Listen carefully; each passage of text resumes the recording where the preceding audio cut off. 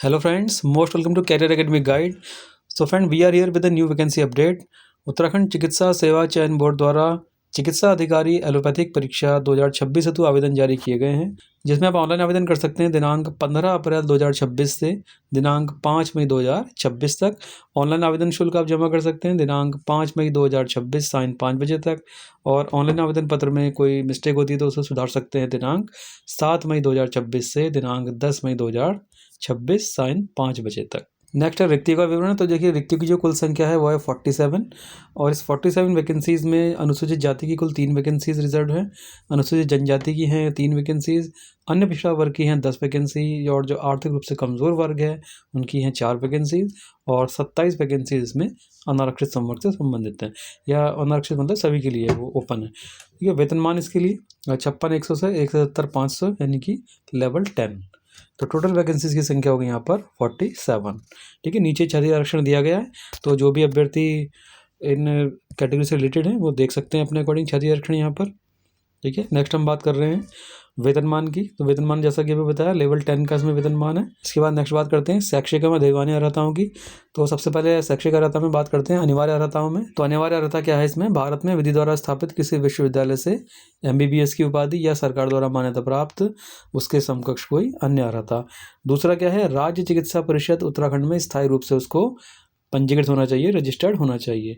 ठीक है। अधिमान्य अर्हताओं में प्रादेशिक सेना में न्यूनतम 2 वर्ष की अवधि तक सेवा की हो, या एनसीसी का बी प्रमाण पत्र प्राप्त किया हो। इसके अलावा देखिए, जो औषधि है, शल्य चिकित्सा, या वक्ष रोग, स्त्री रोग विज्ञान, बाल रोग विज्ञान, ये जितनी भी यहाँ पर टॉपिक्स लिखे गए हैं, जितने भी यहाँ पर सब्जेक्ट्स हैं, स्त्री रोग विज्ञान, त्वचा रोग विज्ञान, रति रोग और मनोरोग विज्ञान में अगर स्नातकोत्तर उपाधि है या डिप्लोमा प्राप्त किया है तो ऐसे अभ्यर्थियों को अधिमान दिया जाएगा। और साथ ही देखिए, आगे इंपॉर्टेंट नोट दिया गया कि यदि अभ्यर्थी द्वारा विदेश से MBBS परीक्षा उत्तीर्ण की गई हो तो उन्हें राष्ट्रीय परीक्षा board national board of examination द्वारा आयोजित की जाने वाली विदेशी चिकित्सा ग्रेजुएट परीक्षा FMGE यानी कि फॉरेन मेडिकल ग्रेजुएट एग्जामिनेशन परीक्षा उत्तीर्ण करना अनिवार्य होगा।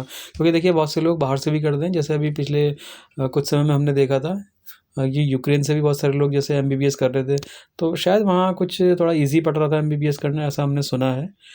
तो ये सब चीज़ों को देखते हुए कि भाई बाहर से तो किसी ने करी है, लेकिन बाहर से करने के बाद उसे अपने देश में यानी कि भारत में नेशनल बोर्ड ऑफ एग्जामिनेशन द्वारा एक जो परीक्षा कराई जाती है FMGE विदेशी चिकित्सा ग्रेजुएट परीक्षा फॉरेन मेडिकल ग्रेजुएट एग्जामिनेशन, उसको पास करना अनिवार्य रहेगा। और साथ ही ध्यान रखेंगे कि अभ्यर्थी का राज्य चिकित्सा परिषद उत्तराखंड में ऑनलाइन आवेदन करने की अंतिम तिथि तक वैध या नवीनीकृत स्थायी पंजीकरण प्रमाण पत्र होना अनिवार्य है। यानी कि ऑनलाइन आवेदन करने की अंतिम तिथि तक आपके पास वो अपना रजिस्ट्रेशन का सर्टिफिकेट होना चाहिए, तभी आप इस आवेदन को करें। नेक्स्ट बात करते हैं आयु सीमा की। तो आयु सीमा है 21 वर्ष से 42 वर्ष, और आयु गणना की जो निश्चयक तिथि है वो 1 जुलाई 2025। ठीक है। इसके बाद अधिकतम आयु सीमा में छूट, वो आप सभी जानते ही हैं, SC ST OBC वर्ग के जो अभ्यर्थी हैं, क्योंकि इससे पहले भी हमने वो काफ़ी सारी विज्ञप्तियों की डिटेल्स हमने डिस्कस की है, तो उसी के अकॉर्डिंग वो सारी छूट यहाँ पर दी गई हैं। एंड नेक्स्ट ध्यान रखिएगा कि लोक सेवाओं और पदों में उत्तराखंड राज्य के अंतर्राष्ट्रीय एवं राष्ट्रीय स्तर पर पदक विजेता या प्रतिभाग करने वाले कुशल खिलाड़ियों के पक्ष में सीधी भर्ती के प्रक्रम पर रिक्तियों में जिन पर भर्ती की यानी 4% छात्र आरक्षण निम्नवत होगा। देखिए, 4% कुशल खिलाड़ियों के छात्र आरक्षण भी है, और उसमें देखिए किस तरह से इसका कैटेगराइजेशन किया हुआ है कि अगर किसी अभ्यर्थी ने मान लीजिए ओलंपिक खेल में भाग लिया है और वहाँ पदक विजेता यानी पदक वो जीत कर आए हैं या प्रतिभाग किया है, तो उन्हें लेवल 10 की जो जॉब है, लेवल 10 या उससे निम्न लेवल के पदों पर छात्र आरक्षण दिया जाएगा। तो ये जो चिकित्सा अधिकारी की परीक्षा है ये लेवल 10 की ही जॉब है, तो इसमें ये वाला जो मतलब पहला वाला जो पॉइंट है ये इसमें यहाँ पर लागू होता है। और इसके बाद देखिए सेकंड है विश्व कप या विश्व चैंपियनशिप या एशियन खेलों में अगर किसी ने पदक प्राप्त किया है या प्रतिभाग भी किया है तो लेवल 9 या उससे नीचे के पदों पर उन्हें छात्र आरक्षण दिया जाएगा। ठीक है। तो फिलहाल हम इससे आगे की बात नहीं कर रहे, क्योंकि लेवल 10 की बात हमने कर ली है, और ये जो परीक्षा है ये लेवल 10 के पद की ही है। ठीक है।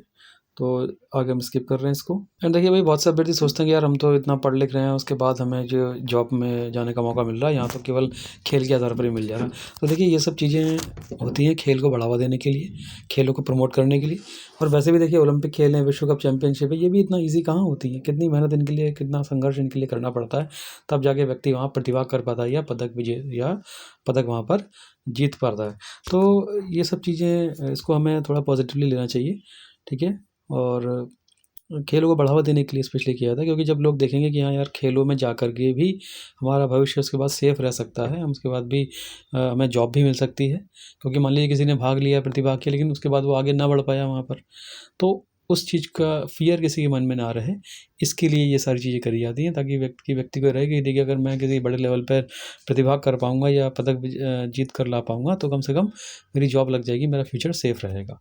ठीक है? और जो अच्छा खेलते रहते हैं उनके लिए तो कोई दिक्कत ही नहीं है, वो अपना जॉब भी कर सकते हैं, और जहाँ जब उनका खेल का समय आएगा तब तक उन्हें उनके विभाग से इस तरह से अवकाश भी मिल जाता है। इसके बाद नेक्स्ट बात कर लेते हैं परीक्षा के पाठ्यक्रम की। तो देखिए इस परीक्षा के लिए जो कुल अंक हैं वो है 100, जिसमें एमबीबीएस परीक्षा, जैसे क्योंकि एमबीबीएस इनकी अनिवार्य शैक्षिक अर्हता है, तो एमबीबीएस परीक्षा अगर किसी ने पास की है तो उसके अधिकतम 20 अंक हैं।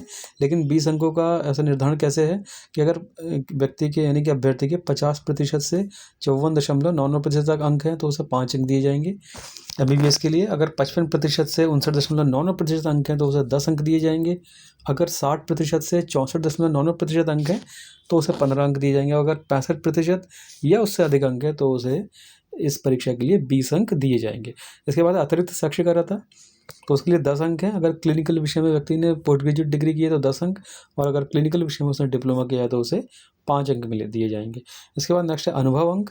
तो ये अगर 1 वर्ष का अनुभव है व्यक्ति के पास तो उसे 4 अंक दिए जाएंगे, लेकिन अधिकतम अंक दिए जाएंगे 20। यानी अगर किसी के पास मान लीजिए 5 वर्ष का अनुभव है तो 4 5 या 20, 4 5 20, तो 20 अंक उसे दिए जाएंगे। लेकिन अगर मान लीजिए किसी के पास 6 वर्ष का अनुभव है, 7 वर्ष का अनुभव है, तो क्या होगा, तो भी उसे अधिकतम 20 अंक ही प्रदान किए जाएंगे। ठीक है? और साथ ही नोट दिया हुआ है कि अनुभव राज्य अथवा केंद्र अथवा स्वायत्तशासी राजकीय चिकित्सालय या कर्मचारी राज्य बीमा निगम ईएसआईसी, कर्मचारी राज्य बीमा योजना चिकित्सालय एवं राजकीय मेडिकल कॉलेजों में चिकित्सक के पद पर कार्य करने के मान्य होंगे। निजी क्षेत्र का अनुभव मान्य नहीं होगा। ये क्लियरली इन्होंने यहाँ पर कह दिया है कि निजी क्षेत्र का अनुभव मान्य नहीं होगा। ठीक है? इसके बाद नेक्स्ट है मौखिक परीक्षा। मौखिक परीक्षा यानी वाइवा, उसके लिए निर्धारित अधिकतम 50 अंक। ओके, तो इस प्रकार से कुल 100 अंकों की आपकी परीक्षा है। 20 अंक एमबीबीएस परीक्षा के हो गए, अतिरिक्त शैक्षिक अर्हता के हो गए 10 अंक, टोटल हुआ 30 यहाँ तक। अनुभव के हो गए 20 अंक, यानी कि टोटल 50 ये और 50 हो गए आपके मौखिक यानी वाइवा परीक्षा के। आगे कह रहे हैं कि देश के बाहर से एमबीबीएस उत्तीर्ण अभ्यर्थी जिनके द्वारा राष्ट्रीय परीक्षा बोर्ड से परीक्षा उत्तीर्ण की है, तो उनका जो राष्ट्रीय परीक्षा बोर्ड में राष्ट्रीय परीक्षा बोर्ड परीक्षा में जो उनके अंक उन्होंने प्राप्त किए हैं उसके आधार पर ही उनका मूल्यांकन किया जाएगा। आगे देखिए ऑनलाइन आवेदन पत्र जमा करने हेतु प्रक्रिया दी गई है। तो स्टेप 1 यहाँ पर है, जिसमें आप रजिस्ट्रेशन करेंगे अपना और पर्सनल डिटेल भरेंगे। स्टेप 2 में एजुकेशन एक्सपीरियंस और काउंसिल डिटेल्स भरेंगे, और स्टेप 3 में फ़ोटो और सिग्नेचर अपलोड करेंगे। स्टेप 4 में फ़ी पेमेंट, और स्टेप 5 में मतलब फाइनली आप अपने एप्लीकेशन फॉर्म जमा करेंगे उसका प्रिंट आउट निकाल के अपने पास रख लेंगे। ठीक है? इसके बाद आवेदन पत्र भरने का देखिए ये थोड़ा विवरण दिया हुआ है। तो कैसे भरेंगे आप, यूके जो आवेदकों द्वारा UKMSSB यानी कि Uttarakhand medical service selection board, Uttarakhand चिकित्सा सेवा चयन बोर्ड की जो वेबसाइट है www.ukmssb.org के माध्यम से आप ऑनलाइन आवेदन कर सकते हैं। और नेक्स्ट है देखिए आवेदकों को सबसे पहले ये इस वेबसाइट पर जाकर के, ये वेबसाइट दी है, यहाँ पर जाकर के अप्लाई नाउ का वहाँ का ऑप्शन होगा, वहाँ पर क्लिक करेंगे और कैंडिडेट रजिस्टर हियर पर इस लिंक पर क्लिक करके अपना रजिस्ट्रेशन करा लेंगे। ये स्टेप 1 में आएगा। ठीक है? उसके बाद फिर आगे अपना जो पर्सनल डिटेल्स इसमें भरेंगे, फिर आगे इसी तरह के स्टेप्स फॉलो करेंगे। ठीक है? तो आई होप कि ये सब चीज़ें आप कर लेंगे। अगर कोई प्रॉब्लम आती है तो आप हमें बताना, हम उसका अलग से एक वीडियो जारी कर देंगे कि किस तरह से वो सारे स्टेप्स करने। एंड देखिए मोस्ट इंपॉर्टेंट चीज़, जो फोटो और सिग्नेचर अपलोड करेंगे उनका साइज़ का विशेष ध्यान रखिएगा। फोटो का जो साइज़ है वो अधिकतम 50 KB होना चाहिए, और फॉर्मेट होनी चाहिए उसकी JPG फॉर्मेट। उस से स्कैन किए हुए हस्ताक्षर का साइज़ भी अधिकतम होना चाहिए 50 KB, ये भी JPG फॉर्मेट में। और संयुक्त PDF फाइल आपको बनानी पड़ेगी, मतलब जो भी आपने हाई स्कूल किया है, इंटर किया है, और डोमिसाइल ऑफ उत्तराखंड, यहाँ पर कैटेगरी सर्टिफिकेट है, सब कैटेगरी सर्टिफिकेट, MBBS आपने जो किया उसकी सभी ईयर्स की, सभी सेमेस्टर की मार्कशीट सर्टिफिकेट, और जिन्होंने फ़ॉरेन से सर्टिफिकेट फॉर फॉरेन ग्रेजुएट अगर फ़ॉरेन से किया है तो उसका सर्टिफिकेट, PG मार्कशीट, तो जितना भी ये सारी डिटेल्स दी हुई हैं ये सभी इन सब की फ़ोटो खींच करके इनका कंबाइंड PDF बना करके अपने पास रखिएगा। नेक्स्ट बात करते हैं आवेदन शुल्क की। तो आवेदन शुल्क जमा करने हेतु पे फी लिंक पर आपको क्लिक करना होगा साइट पर जाकर के। लेकिन उससे पहले आपको जो पहले के स्टेप्स हैं वो सारे कंप्लीट करने पड़ेंगे। तो देखिए इसमें सामान्य या अनारक्षित वर्ग से जो अभ्यर्थी है उनका आवेदन शुल्क है 2000 यानी 2000 रुपये। आर्थिक रूप से जो कमज़ोर वर्ग के अभ्यर्थी हैं उनका 1000 रुपये। अन्य पिछड़ा वर्ग के अभ्यर्थी हैं उनको उनकी फ़ीस रहेगी इसमें 2000 रुपये। और इसके बाद SC ST और PH इन सभी के लिए जो आवेदन फ़ी है, आवेदन शुल्क है वो कितना है 1000 रुपये। नेक्स्ट अनुभव प्रमाण पत्र। तो देखिए यहाँ लिखा है कि अनुभव प्रमाण पत्र वही मान्य होगा जो कि विभाग या संस्था के सक्षम प्राधिकारी के हस्ताक्षर से निर्गत किया गया हो। कृतई का उल्लेख करते हुए निर्गत किए गए प्रमाण पत्र मान्य नहीं होगा। ठीक है, कई बार जो क्या होते हैं कि जैसे किसी भी बड़ी संस्था से कोई लेटर जारी किए थे, सर्टिफिकेट जारी किए जाते हैं, तो उनका जो नाम तो उन्हीं का रहता है जो उसके मुख्य अधिकारी हैं, जिसके साइन चाहिए, लेकिन नीचे क्या होता है कृतई करके कृतई कर दिया जाता है। कृतई करके उनसे कोई जो सबॉर्डिनेट उनका कोई होता है तो वो साइन कर देते हैं। तो ये कह रहे हैं ऐसे कृतई वाले नहीं चलेंगे, जो इसके जिसका नाम लिखा है, ठीक है, जिसका मतलब जिसके द्वारा वो प्रमाण पत्र जारी किया जाना है उसी के साइन होने चाहिए, उसी का नाम भी यहाँ पर लिखा होना चाहिए। सो फ्रेंड, ये थी उत्तराखंड में चिकित्सा अधिकारी एलोपैथिक परीक्षा 2026 से संबंधित परीक्षा अपडेट। इसी तरह के अदर रीसेंट अपडेट्स के लिए सब्सक्राइब फॉलो कीजिएगा channel career academic guide. Thank you very much.